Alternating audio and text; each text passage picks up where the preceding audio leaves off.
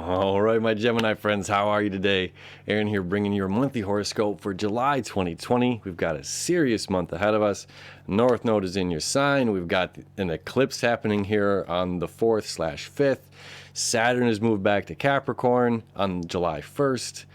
All right, let's get into it. There's not a lot of movement. Like I said, the only planet that moves signs, besides the sun, the moon, planet means wanderer. The only planet that changes signs is Saturn on July 1st. Everything else is just staying where it's at, slowly moving forward, and just really hammering out whatever it is. It's making sure that we learn our lessons. That's what July is all about, is learning our lessons, okay? So that we can evolve, that we can transcend to this next place of our lives, this next chapter. So we have to complete this chapter first, right? And so we're starting off with Papa Bear Saturn coming back to Capricorn to make new laws, new rules, governmentally as well as individually, how we're governing ourselves in the daily lives, right? Then we have this eclipse. Let's get into the eclipse. North Node is now in your sign of Gemini. South Node, Sagittarius. So this means, this is a good boost of energy to you for the next year and a half, right? The next 16 months at least. And this is saying seek knowledge, seek answers, seek something different, seek your own advice, your own, whatever. There's a collective, advice or information, but ultimately it's saying like you have to determine for yourself, okay? Now that's a double-edged sword. Is just because you determine something for yourself doesn't mean it exists and doesn't mean that it's real. And we're going to get into that in a second here with this Capricorn Cancer thing. So that is a paradox, as many things are, but it's up to us to try to discern the difference and move forward as best as we can in life. You also have Venus in your first house through the entire month. Okay, this is really lovely. This is shining some love as well as money, finances here into you, your first house. This is all about you. So this is saying shower yourself with some self-love. Okay, just give to yourself. Really be compassionate and gentle and tender to yourself this month, because this eclipse is going to highlight that as well. It happens at about 12:45 a.m. on July 5th. Okay, the sun will be at 13 degrees here in your second house, so this is about money for you. All right, now Mercury's retrograde until the 11th. Okay, so it's just like there's could be thoughts of like, I don't know about finances, I'm not sure about this or that. Those things will get sorted out, okay? And by the 11th, that communication and that knowledge and information will flow a lot easier. Okay, so the sun will be at 13 degrees. That means the moon's going to be at 13 degrees over here. Anything within 18 degrees of these nodes is what determines an eclipse. So the fact that what we're seeing is the sun, Earth, the Earth's shadow on the moon here of a full moon is what determines the eclipse, okay? So this is a south node eclipse, meaning we're letting go and we're releasing, okay? And part of what we're releasing here is, where is the light coming from? This is coming from our emotions. This is being an emotional roller coaster. And Gemini, Geminis can be accused for being, two ways about things. I love you, Geminis. But it's just like but there's two ways of looking at everything. It's very realistic. Anyway, there's my emotions, okay? And then there's this collective of like, we've got to get this done, or this is the teamwork that has to happen in order for us to complete the project, okay? This is your 8th house of shared resources. So it's just like, we need you to chip in over here and not be overwhelmed by emotions or too overly washed down, thinking about just my emotions, my feelings. We need to focus as well on the group and completing the project, okay? So the moon is my emotional need. My emotional need in Capricorn is saying I need to make it to the top and bottom of this mountain. There's only one way to do that, and that's by carefully planting each foot to get to the top of the mountain and carefully planting each hoof, to get to the bottom again. All right? Or whichever, this is a rinse and repeat. This happens all the time. So if we're thinking about the past emotionally, then this is depression. If we're thinking about the future, this is anxiety or worry. Okay. And it's like when we're creating these steps, and this mountain is the metaphor for our life and where we're going.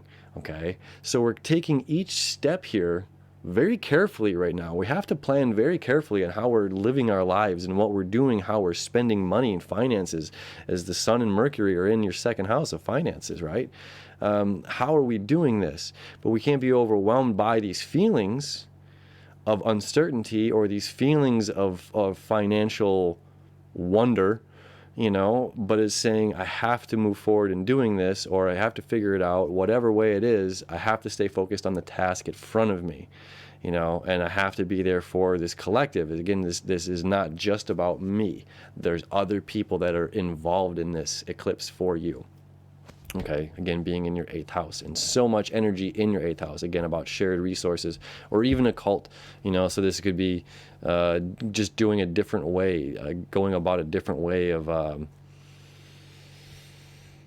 thinking about things, looking at things, communicating about things, right? All right, so again, on the 11th, Mercury is stationed direct. On the 11th as well, Chiron stations retrograde. Okay, so Chiron will start moving. Chiron's just a big asteroid.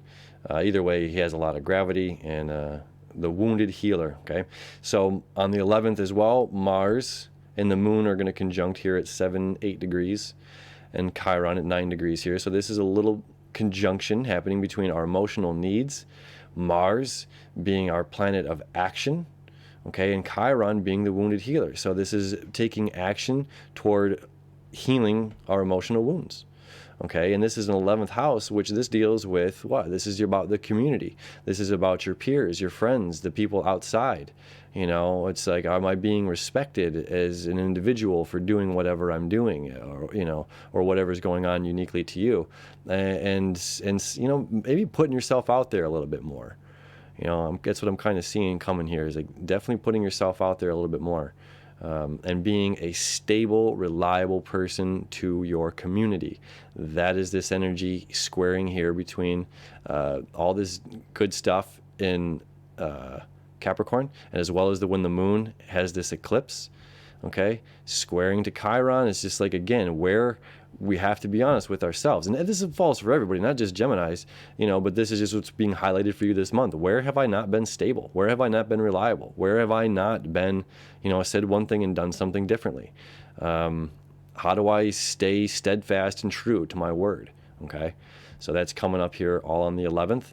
On the 14th now, Chiron, Mars, exact conjunction. Also on the 14th, Uranus begins a septile to Neptune. All right, so Uranus in your 12th house, this is breakthroughs about karmic baggage, karmic completion.